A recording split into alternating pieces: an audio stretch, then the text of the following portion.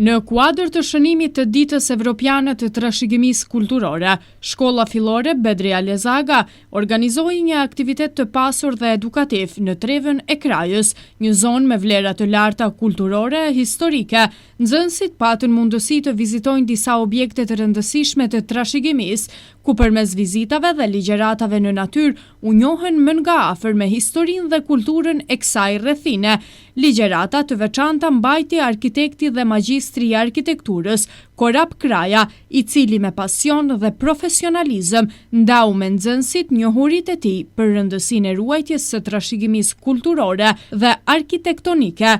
Ky aktivitet u zhvillua në bashkëpunim ndërmjet dy shkollave, Shkollës së Katërkollës dhe Shkollës së Krajës, duke sjellë një shembull të mirë të bashkëpunimit ndërshkollor për qëllime edukative dhe kulturore. Në një intervistë të shkurtër të zhvilluar në oborrin e Shkollës së Bedri Alezagës, mësimdhënësja dhe njëra nga organizatorët e këtij aktiviteti, Lulieta Avdiu Cura, shprehu rëndësinë që kanë këto aktivitete për edukimin e brezave të rinj. Dita Europiane e trashëgimisë kulturore u shënua me një aktivitet në Trevën e Krajës, ku me këtë rast vizituam disa objekte të rëndësisë së madhe të trashëgimisë dhe vlerës kulturore. Ligjëratat janë mbajtur nga magjister Korap Kraja, i cili është njëherët edhe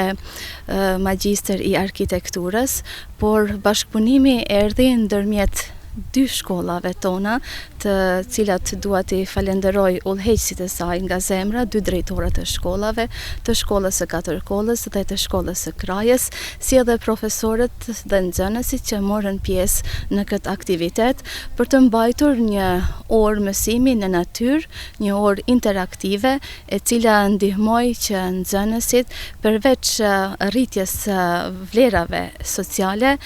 kuptuan edhe diçka shumë të rëndësishme, siç është ajo e ruajtjes së trashëgimisë kulturore, sepse nesër duhet të jenë pikërisht këto fëmijë që kur të rriten të mbartin mbi vete përgjegjësinë që të kujdesen ndaj këtyre vlerave tona të përbashkëta, por që na përfaqësojnë në një rrafsh edhe më të gjerë në rrafshin evropian. Mësimdhënësja dhe organizatorja e këtij aktiviteti, Lulieta Avdiu Cura, theksoi se nxënësit treguan shumë interes dhe entuziazëm gjatë gjithë organizimit, duke u angazhuar me vëmendje dhe kurreshtje për të mësuar më shumë mbi trashëgiminë e tyre kulturore. Fëmijët shprehen një interesim shumë të madh për vendet që vizituam, sepse ato ishin disa, duke filluar nga 12 ublat në lagjen Bolej të Krajës, pastaj te ubla e madhe e Gjon Vladimirit, kisha e Shënmërisë, xhamia më e vjetër e Krajës, xhamia në Qyrjan, që daton që nga viti 1602, dhe pastaj edhe një port apo molja e Skes, siç i thojnë vendasit, i cili ka shërbyer edhe për vendosjen e lundrave, sepse dikur në liçenin e Shkodrës ka qenë zhvilluar lundrimi. Ora ishte interaktive me pyetje dhe përgjigje. Nxënësit dokumentuan vendet që vizituam duke bërë foto të ndryshme, me cilat do të organizojmë në të ardhmen edhe një mini ekspozit. Morën shënime dhe përvojën e asaj dite, talentin e vetë dikush do ta shprehin në pikturë, dikush në vargje, në prozë dhe në poezi. Pse mendoni që kjo ditë është e rëndësishme për të shënuar dhe për ta përcjellur edhe tek nxënësit? Sepse roli jon si mësues nuk duhet të qëndrojë i mbyllur vetëm brenda klasës, por duhet që, duke pasur parasysh se kemi vende që përfaqësojnë më të madhe trashëgiminë kulturore tonën, ne duhet të marrim pjesë fizikisht te këto vende dhe përmes aktivitetit dhe punës tonë t'i promovojmë këto vende në një rrafsh edhe më të gjerë, dhe në këtë rast nxënësit janë dhe duhet të jenë promovuesit më të mirë të këtyre vlerave bashkë me mësimdhënësit e tyre. Mësimdhënësja tregoi se nxënësit e pritën me shumë interes këtë aktivitet dhe u angazhuan me entuziazëm. Ajo theksoi gjithashtu se aktivitetet të tilla do të vazhdojnë edhe në të ardhmen, me qëllim që fëmijët të njihen më shumë me trashëgiminë kulturore dhe historinë e vendit tonë. Së shpejti po organizohet, do thot,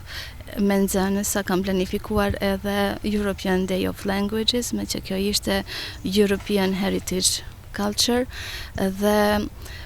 do thot çdo herë gjej mënyra që t'i përfshi në aktivitetet të ndryshme, sepse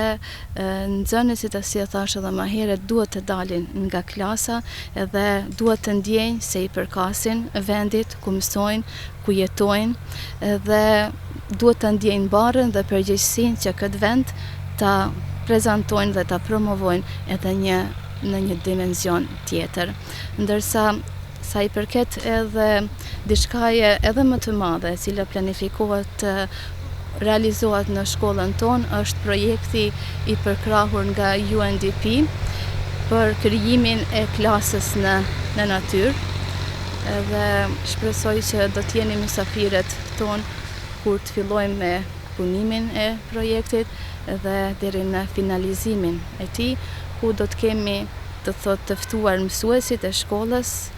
me mbajtjen e orëve në natyrë, e po ashtu do të kemi ftuar edhe mësuesë nxënës nga shkollat e tjera, dhe këtë shkollë këtu në qendër, në zemër të anës Malit, ta bëjmë një nga shkollat më të njohura, siç ka qenë dikur në ish Jugosllavi. Këtë aktivitet nga kush u mbështet? Aktivitetin e fjalë u mbështet nga Ministria e Kulturës dhe Medias e Malit të Zi, ku me këtë rast shprehi rastin t'i falenderoj nga zemra, sepse ishim shkolla e vetme që patëm mbështetje nga ato me rastin e kremtimit të European Heritage Days. Ky aktivitet ishte një dëshmi e qartë se trashëgimia kulturore mund të jetë një mjet i fuqishëm edukimi, kur bashkohen shkolla, komuniteti dhe pasioni për dijen, me plane për vazhdimsi në aktivitetet të ngjashme. Shkolla fillore Bedri Elezaga synon të rrisë ndërgjegjësimin tek nxënësit për vlerat historike dhe kulturore të trevës së tyre, sepse vetëm duke njohur të kaluarën mund të ndërtojmë me vetdije të ardhmen.